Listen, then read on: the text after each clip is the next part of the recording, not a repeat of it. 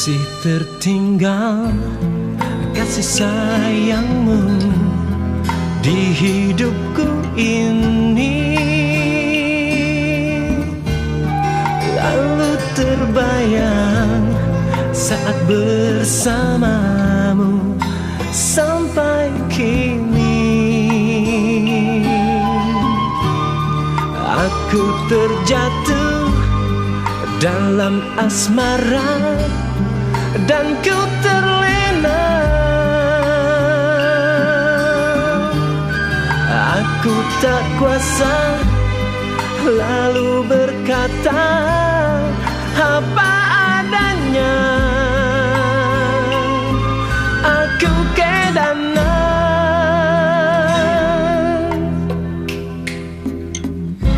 pada dirimu, oh, terlalu cinta pada dirimu, oh, terlalu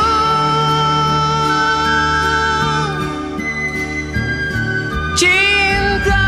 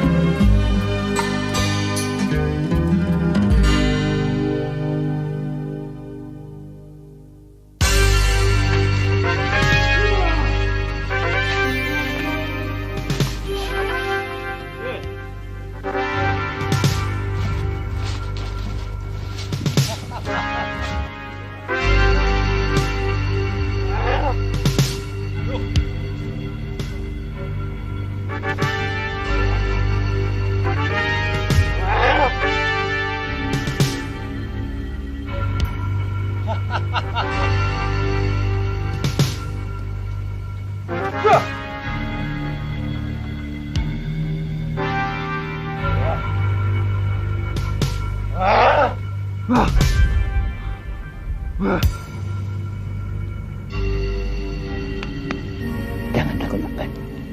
Semoga Tuhan yang Maha Kuasa akan memberikan kekuatan bagimu. Ya.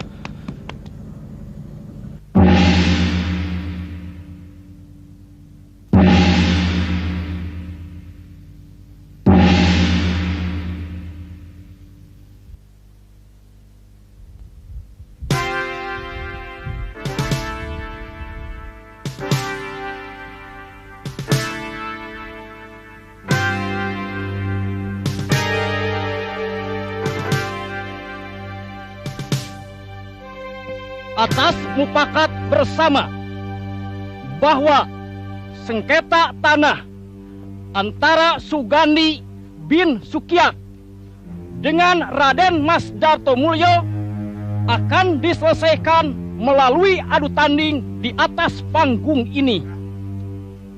Siapa yang menang, dialah yang berhak untuk tanah tersebut.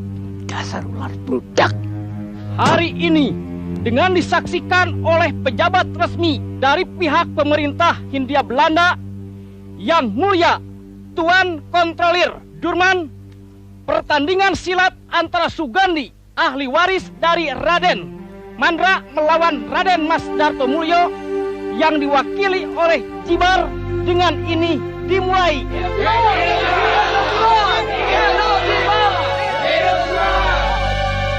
Kepada pihak Sukiat, kami persilahkan untuk naik ke atas panggung.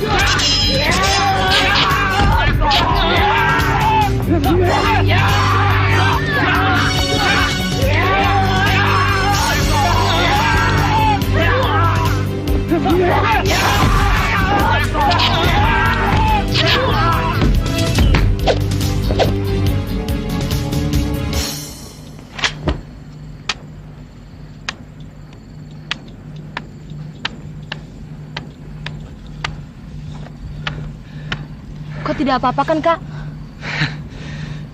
Mana bisa bajingan itu mengalahkan aku?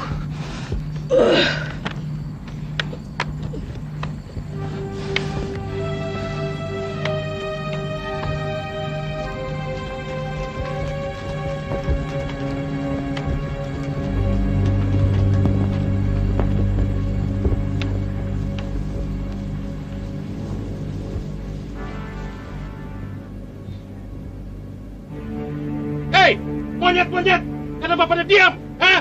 Bengong lagi? Bunuh! Habisi mereka!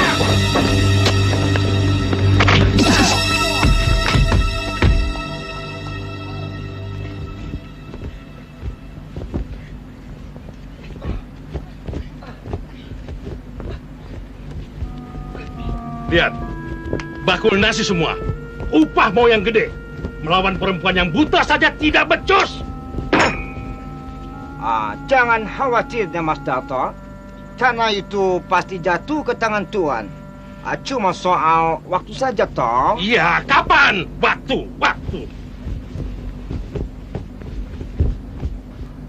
Tapi Tuan Kontroler tahu kan, saya sudah terlalu banyak keluarkan biaya. Lama-lama saya bisa bangkrut. Tidak ada yang gratis di dunia ini. Untuk mencapai tujuan, kita mesti mau berkorban apa saja. Termasuk kita punya uang dan kita punya nyawa.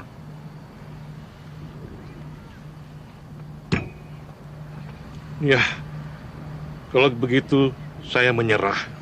Nei. Itu tidak bagus, Den Mas Darto. Kamu mesti pusatkan kamu punya perhatian pada hasilnya nanti. Bukan cuma kekayaan, tapi pangkat dan kedudukan yang diberikan Heminte Hindia Belanda pada Den Mas.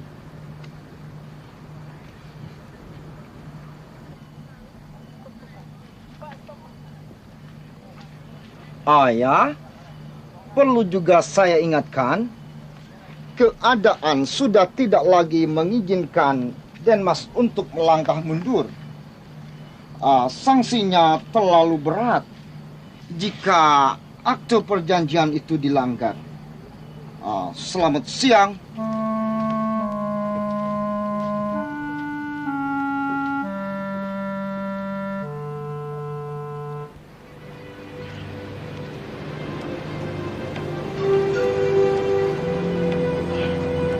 Siapa orang itu?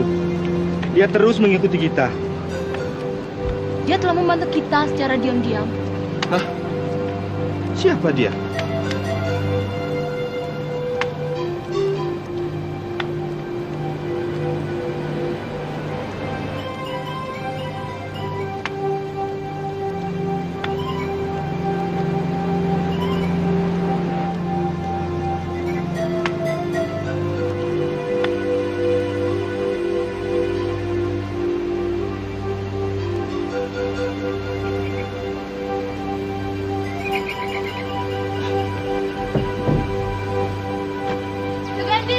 Kak Gandhi, kenapa jadi begini? Tidak apa-apa. Mari kita masuk.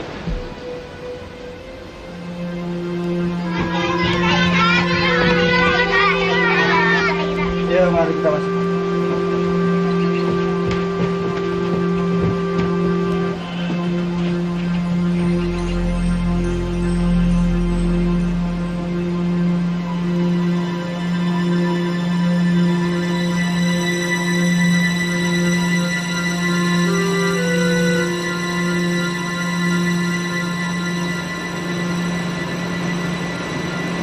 Liwon, kau melihat begitu banyak anak-anak. Apakah mereka yatim piatu?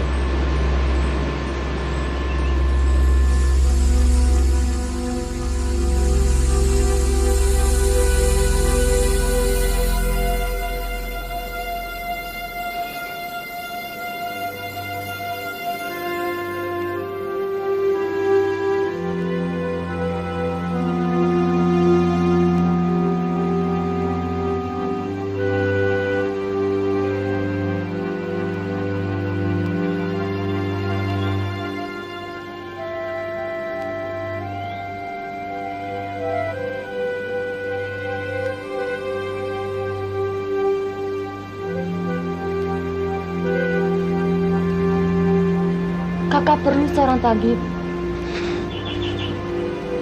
Peluru masih bersarang di tubuh kakak. Tidak usah, Ira.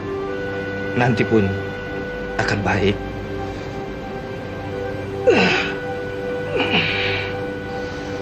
Bukankah obat yang kau berikan tadi akan baik khasiatnya? Akan turun hujan lebat malam ini. Didin, tutup pintunya. Ya, Kak.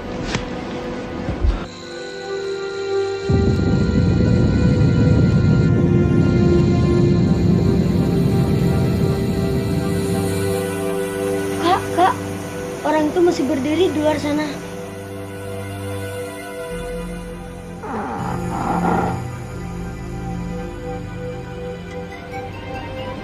Ayo makan dulu. Mana piringnya?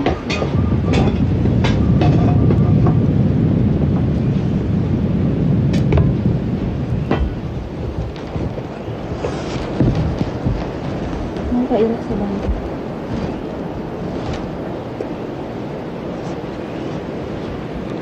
Ayo kalian makan dulu. Setelah itu, kalian pergi tidur ya. Iya, Kak. Kau pun juga harus makan, Ira. Saya belum lapar, Kak.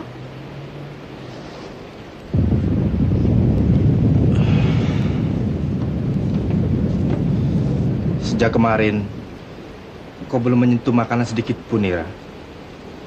Sudahlah, jangan kau pikirkan hal itu. Nanti semuanya pasti akan berlalu.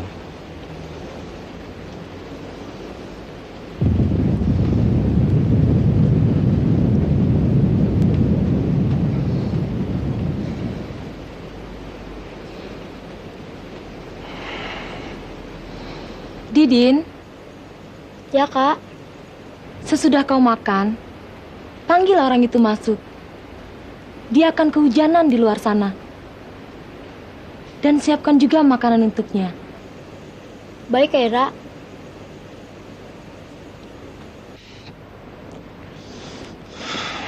Jangan sembarangan mengundang orang yang belum kita kenal, Ira. Siapa tahu dia Saya itu... tahu. Juragan Darto itu memang terlalu licik seperti ular. Tapi saya yakin orang ini tidak bermaksud jahat.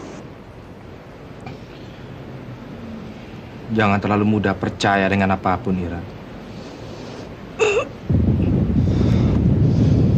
Keluarga kita sudah nyaris hancur gara-gara orang tua kita terlalu percaya dengan segala sesuatu yang kelihatannya serba baik dan manis. Tapi menurut firasatku, dia orang baik, Kak. Firasat. Tadi pagi pun aku berangkat dengan firasat yang baik. Tapi beginilah nyatanya. Dia telah menyelamatkan nyawaku. Nyawa kita semua. Suatu hutang yang sulit dibayar, Kak. Apalah salahnya hanya mengundangnya masuk dan memberikan sedikit makanan untuknya. Hewan saja bisa kenal budi, Kak. Suka-sukamu lah.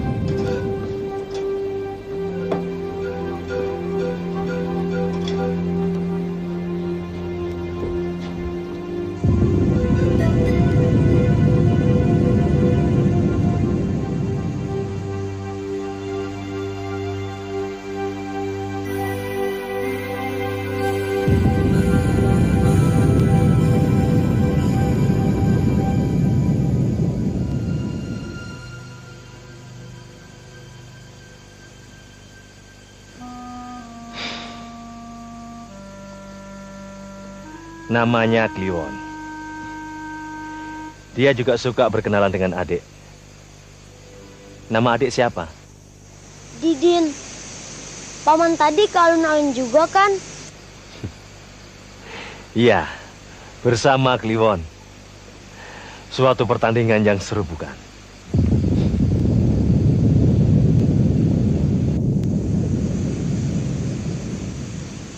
Paman juga bisa melihat sejelas seperti Kak Ira?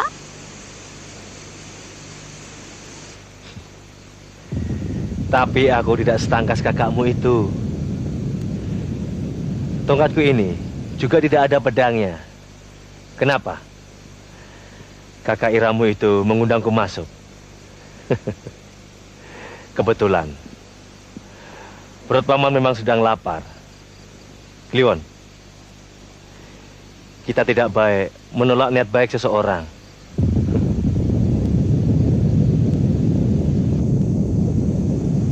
Mari, Paman.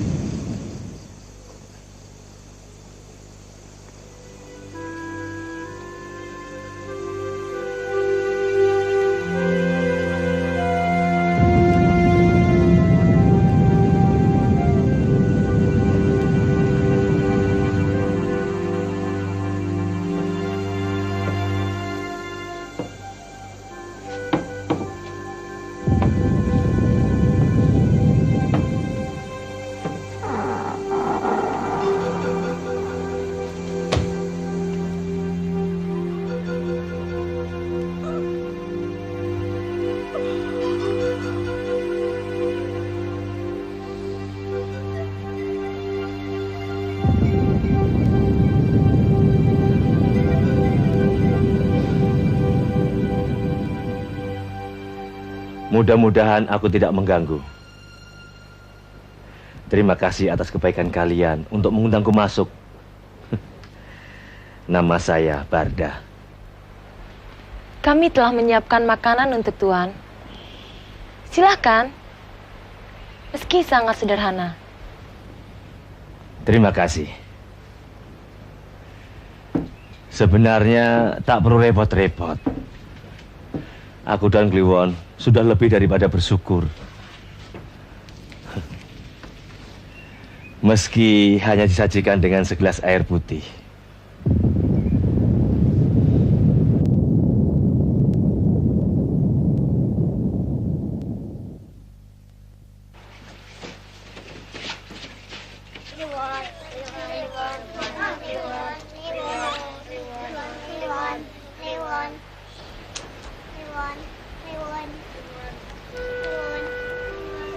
Apakah Tuan yang dijuluki si buta dari gua hantu? Jangan panggil aku Tuan. Kita sama-sama orang yang hidupnya prihatin. Namun kita merasa kaya. Karena masih memiliki rasa kasih sayang terhadap sesamanya. Maksud Paman Barda, orang-orang semacam Juragan Darto dan yang lainnya itu adalah miskin. Padahal kan mereka sangat kaya. Harta bendanya tak terhitung. Nah, sudah terlalu banyak yang dimilikinya. Masih saja tetap lapar. Orang yang selalu kelaparan, itu tandanya miskin. Jadi kami ini sebenarnya anak-anak orang kaya. Betul. Kalian punya saudara-saudara, adik, kakak, serta kasih sayang. Itu adalah harta yang tidak ternilai.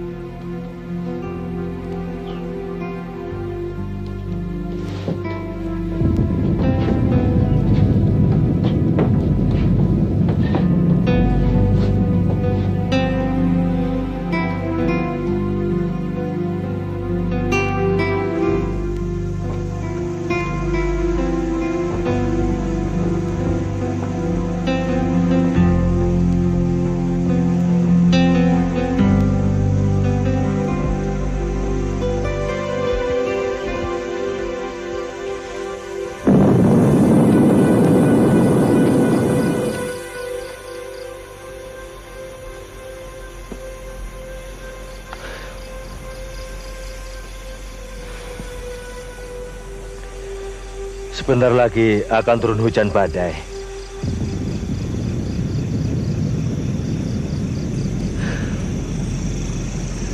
Badai ini pun akan terus menerpa kehidupan kalian.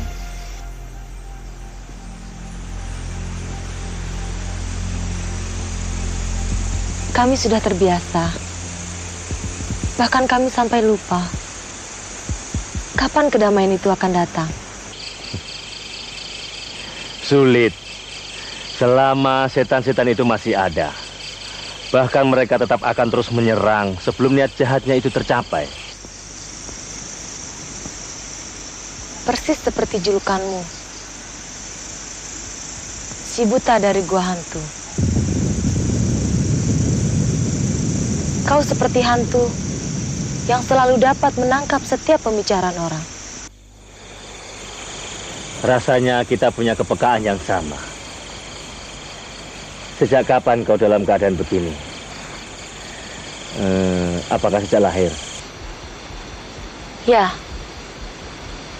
barangkali memang sudah harus begini nasibku. Tapi aku sudah terbiasa. Mungkin juga Tuhan tidak mengizinkan aku untuk melihat semua keburukan dan kepalsuan manusia. Tapi Tuhan memberikan sebuah mata hati sebagai ganti. Kadang kita bisa melihat dengan jelas, sehingga dapat menembus kegelapan ini.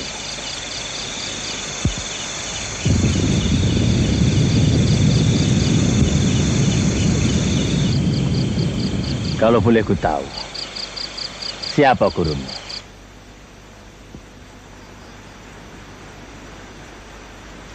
Nenekku. Tapi beliau telah wafat 2 tahun yang lalu.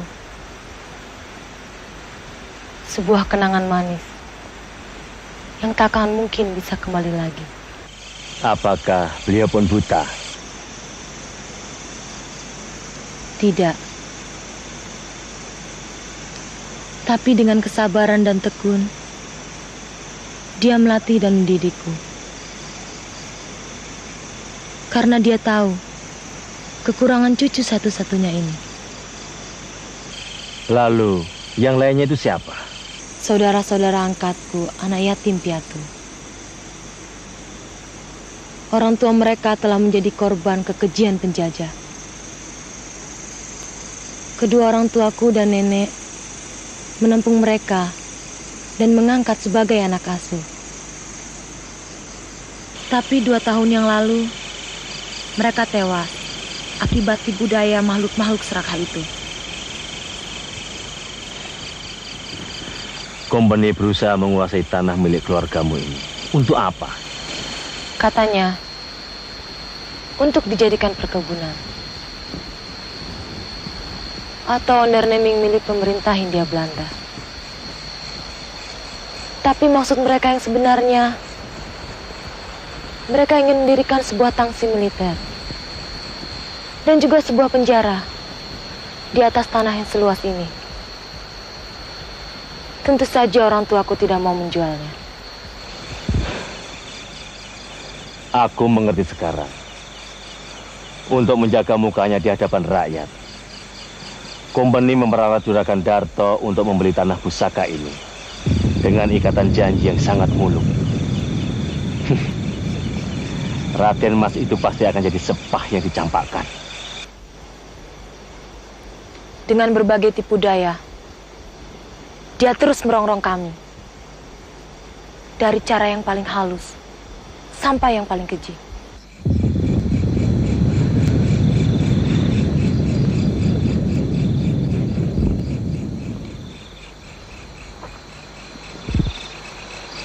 Lalu dengan cara bertanding seperti tadi pagi, otak iblis mana ada yang bersih?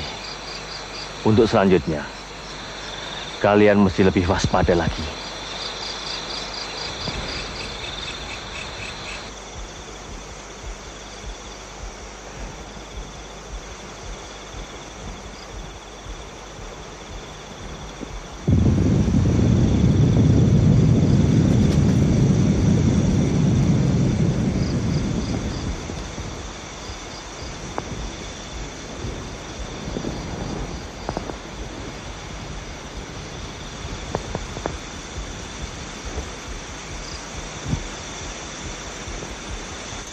Nini, kau belum juga tidur ya?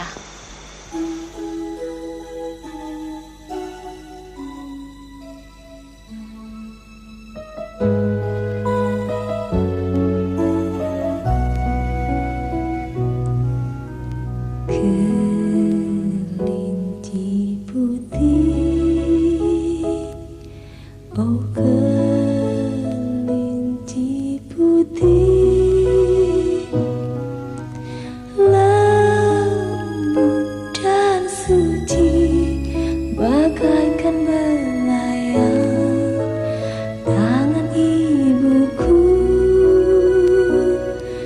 Matamu indah cemerlang, seperti bintang, seperti bintang. Bulumu putih bersih, seperti awan, seperti awan. Lompatanmu tangkas, seperti pendekar.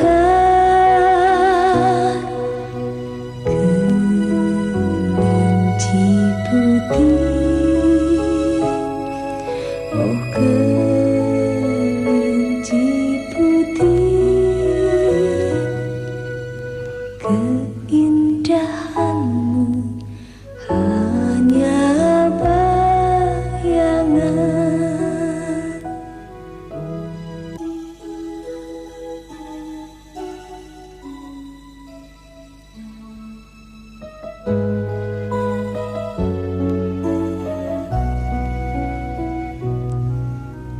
Kelinci putih, oh kelinci putih, lembut dan suci, bagaikan melayang tangan ibuku. Matamu indah cemerlang, seperti bintang, seperti bintang. Bulumu putih bersih, seperti awan, seperti awan. Lompatanmu tangkas, seperti pendekar. Kelinci putih, oh kelinci putih, keindahanmu hanya bayangan.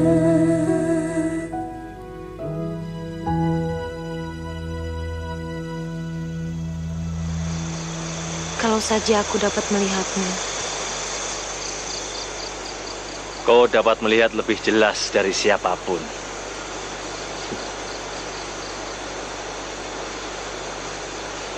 Suaramu merdu sekali.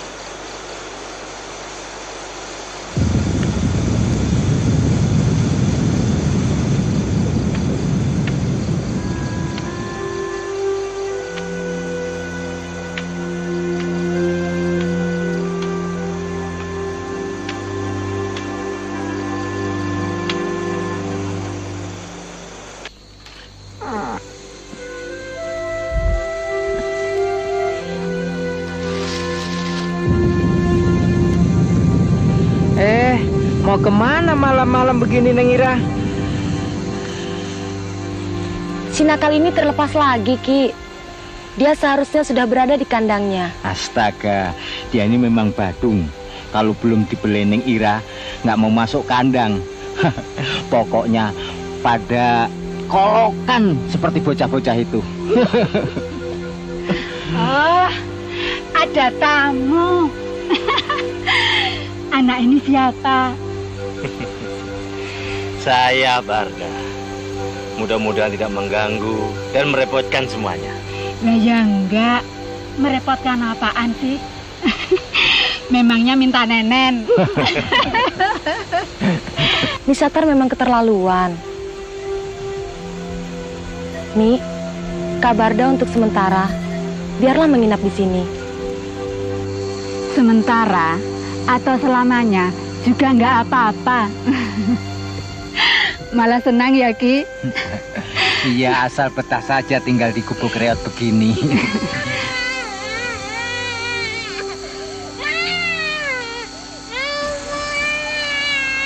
Tuh, bener nggak? Si Bontot nggak bakalan mau tidur kalau nggak dikelonin oleh Neng Ira. Dan juga didongengkan. Dasar kolokan. Ya maklum saja, namanya saja anak masih ngindung begitu, ya kolokan. Aki saja yang bangkotan begini masih minta dikeloni. Hus, ntar gua solder tuh mulut. Bikin malu saja. Sudah ya, Ira mau balik dulu. Selamat malam. Iya. Bermalamlah di sini. Maaf, cuma beginilah keadaan kami. Sebuah gubuk akan jadi istana jika penghuninya seperti kalian. Di mana lagi aku dapati tempat seperti ini?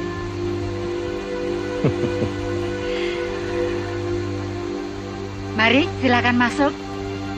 Terima kasih.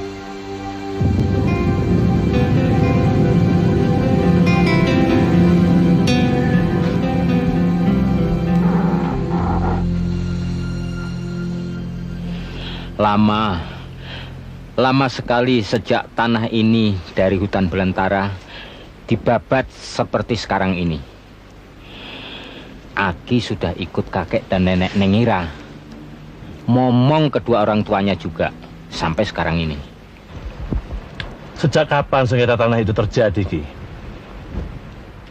Sengketa apaan? Tanah ini hak milik Den Mandra, kakek Neng Ira. Lawong dia yang nggarap kok. Malah ada suratnya di Geminte, sah. Itu betul. Buat orang yang serakah dan tamak seperti Juragan Darto yang bekerja sama dengan company itu, mana mau tahu. Dia malah mengaku-ngaku punya hak yang sah atas tanah garapan ini. Aku berani disumpah jika menjadi saksi di Landrat nanti. Alah, Landrat itu kan cuma main bodoran saja. Semua orang tahu itu. Lebih baik perang saja sudah. Meninggalnya kakek, nenek dan kedua orang tua Ira. Apakah lantaran persoalan tanah ini? Sebetulnya kami sudah tidak mau mengingatnya lagi. Terlalu menyakitkan. Itu terjadi 15 tahun yang lalu. Setelah berulang kali gagal membujuk Den Mandra untuk menjual tanahnya, akhirnya pihak company mengambil tindakan kejam. Mereka ingin menghancurkan jembatan penghubung satu-satunya itu dengan dinamit.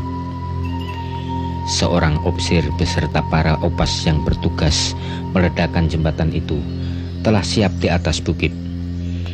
Tepat pada saat itu, Den Muda dan istri yang membawa Neng Ira yang masih berusia 2 tahun ketika itu lewati jembatan. Terjadilah malapetaka itu.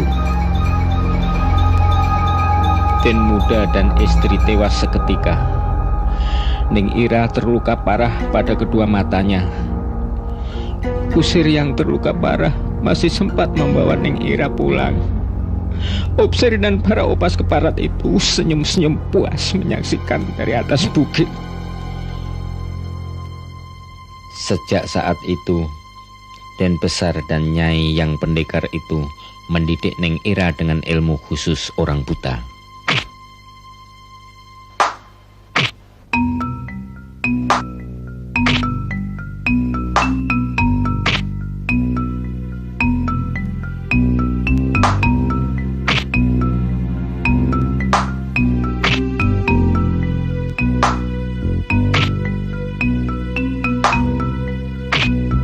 Tiba-tiba beberapa orang karyawan datang membawa seorang bocah laki-laki, Gandhi.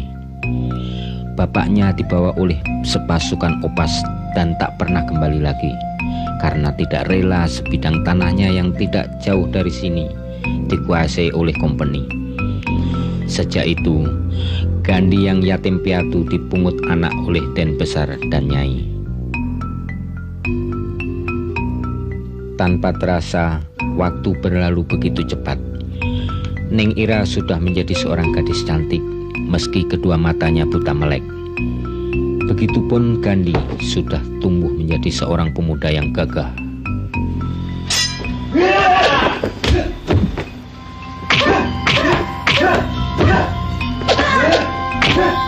Cukup. Ira, Gandhi, sini. Kalian sudah pada besar sekarang.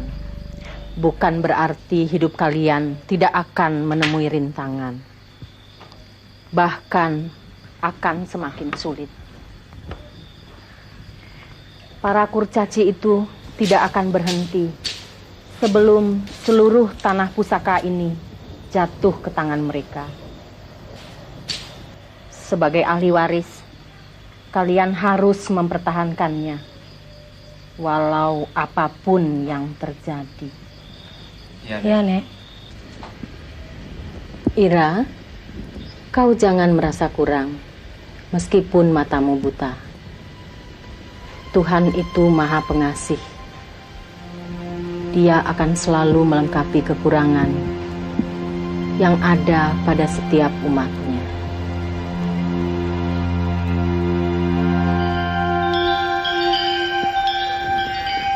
Akhir-akhir ini, aku banyak mendengar tanah Banten diguncang oleh seorang buta bernama Simata Malekat. Tangguh luar biasa, tapi juga sangat terlengas. Akhirnya ia pun tumpas di ujung tongkat seorang buta bergelar si buta dari gua hantu. Maka dari itu, janganlah kalian meremehkan orang yang tampaknya tidak sempurna.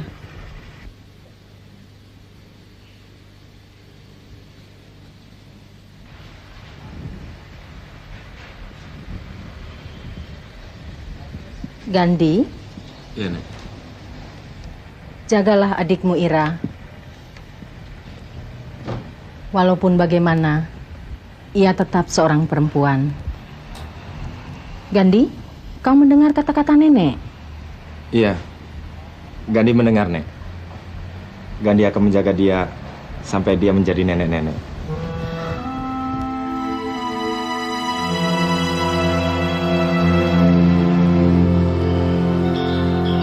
Ramalan Nyai ternyata terbukti.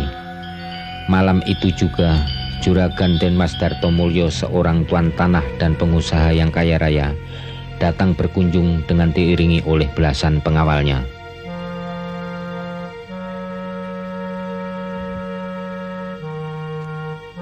Maaf Denmas, pendirianku tidak pernah berubah. Aku tidak akan melepaskan sejengkal pun tanah pusaka ini, meskipun Denmas sendiri yang akan membelinya dengan harga berapapun. Saya menghargai pendirian Kang Mas. Ya, tapi dipertimbangkan dulu, Kang. Ya, memang masalah jual beli itu perlu pemikiran yang matang. Tapi jangan terlalu lama, Kang. Karena keadaan itu berjalan terus dan sewaktu-waktu bisa berubah loh, Kang. Dulu saja tidak pernah terlintas di hatiku untuk menjual tanah asli keringatku ini, Denmas. Apalagi kini di tanah pusaka ini telah terserap darah putra dan mantuku. Itu sama saja menjual nyawa mereka, Denmas. Tapi Kang Mas perlu tahu bahwa di atas tanah ini ayahku punya andil. Itu berarti sebagai ahli warisnya, aku juga punya andil di atas tanah ini, Kang.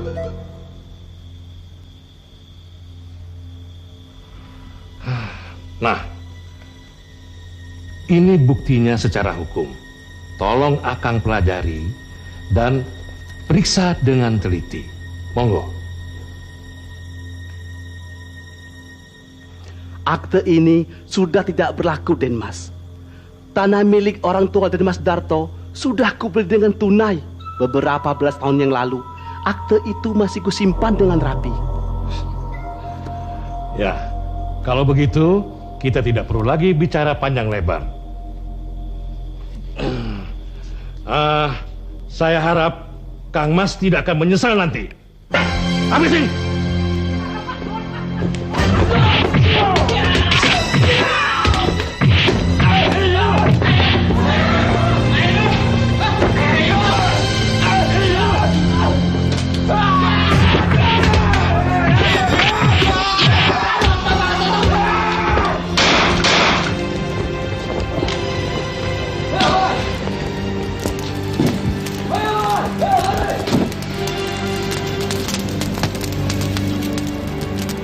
Darah telah tertumpah di tanah pusaka ini.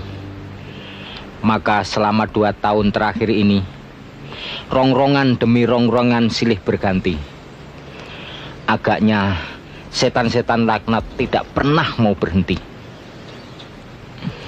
Keluarga para buruh yang bekerja di sini ikut menjadi korban. Hingga tempat ini lama-kelamaan berubah menjadi penampungan anak-anak yatim piatu.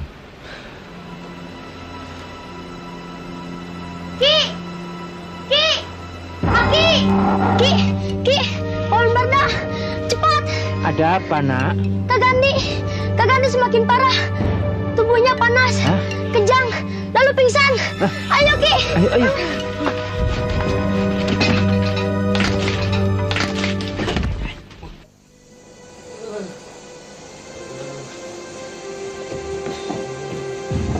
Jangan. Jangan.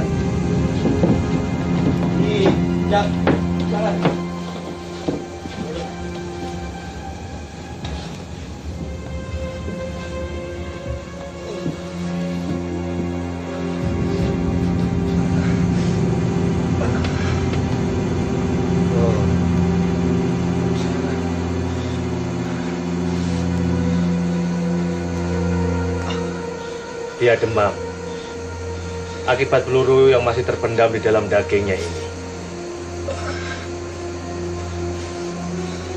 Sudah kusarankan untuk memanggil seorang tabib, tapi dia menolak. Peluru ini harus dikeluarkan. Itu harus dilakukan oleh tabib. Aku akan segera ke sana. Didik, ikut.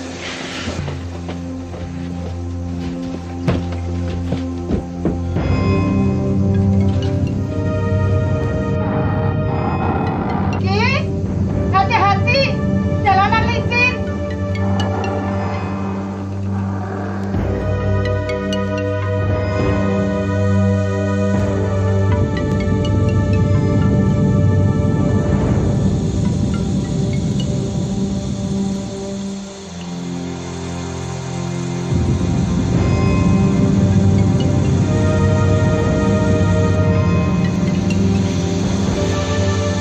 Mudah-mudahan tabib berada di rumah. Selain dia, tiada lagi tabib di desa ini. Lampunya masih menyala, Ki. Pasti tuan tabibnya ada. Ayo.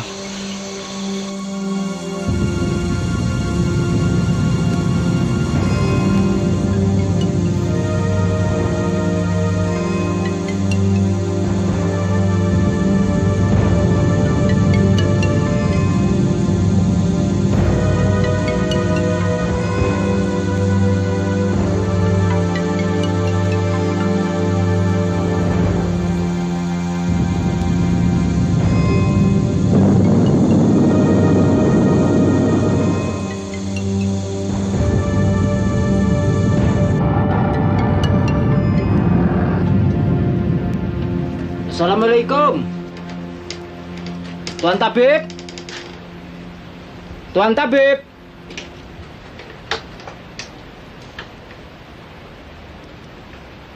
Ki. Ya.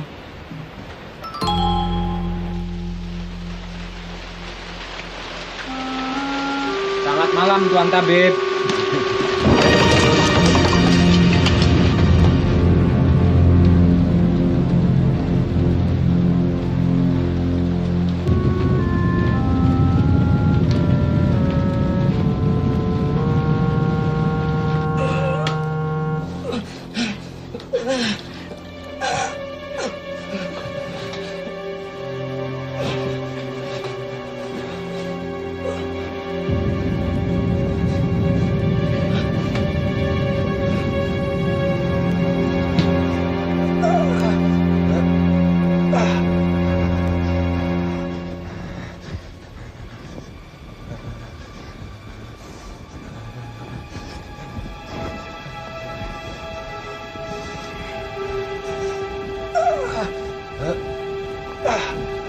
Kenapa belum juga datang? Barangkali tabibnya sedang sibuk. Jadi mereka terpaksa menunggu.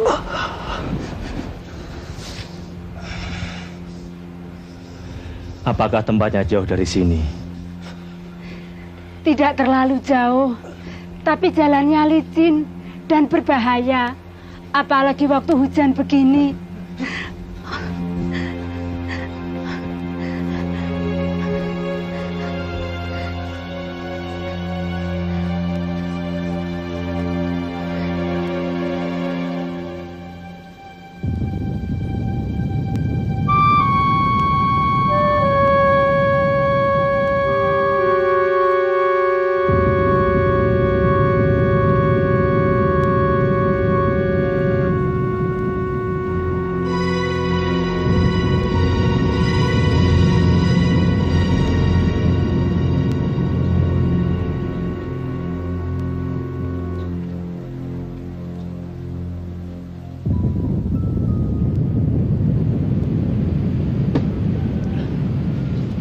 Perhitunganku memang selalu jitu. Bocah yang terluka kena pelor itu, pasti dia akan berobat ke tabib yang satu-satunya di desa ini. Tapi sayang, bukan perempuan buta itu yang nongol. Dia pasti nongol. Menyusul dua kunyuk ini. Jadi kita nggak perlu menyatroni di rumahnya. Jangan pandang enteng. Tadi pagi 7 centeng habis dia babatnya. Alah, mulut orang suka berlebihan. Gimana sih orang buta mampu seperti itu? Omong kosong. Tapi, kalau enggak, masa Juragan Darto meminta bantuan pada kita? Semua Jawara tahu, kalau 3 dedemit turun dari Gunung Sindur, berarti urusannya gak main-main. Betul juga. Bukan kebiasaan kita untuk menghadapi segala persoalan cengceremen. Yang begituan mah cukup diberesin sama para centeng, iya kan? Dia cucunya Raden Mandra. Sepasang pendekar yang paling disegani beberapa tahun yang lalu. Bahkan guru kita pun pernah dipercundangkannya. Tidak heran kan? Kalau cucunya juga hebat, mesti matanya buta.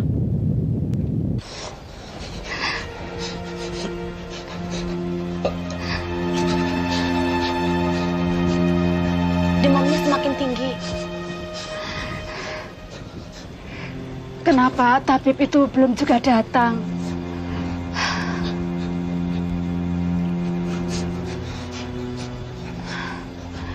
Jangan-jangan terjadi sesuatu pada diri Aki dan Diding. Gusti. Jangan berkata begitu. Tidak ada apa-apa.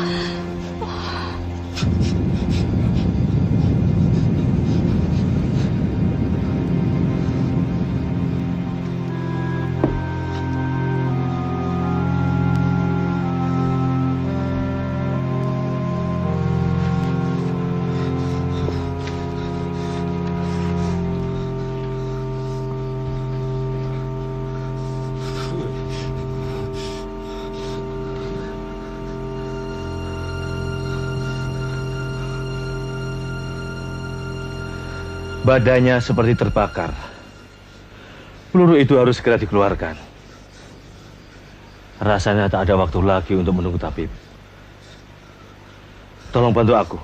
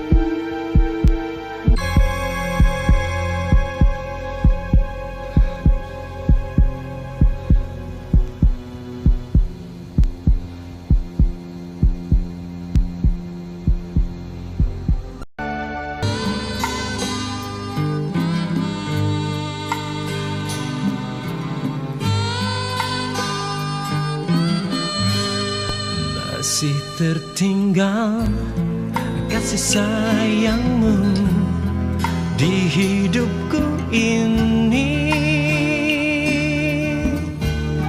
Lalu terbayang saat bersamamu sampai kini. Aku terjatuh dalam asmara dan ku terlena. Aku tak kuasa lalu berkata apa adanya.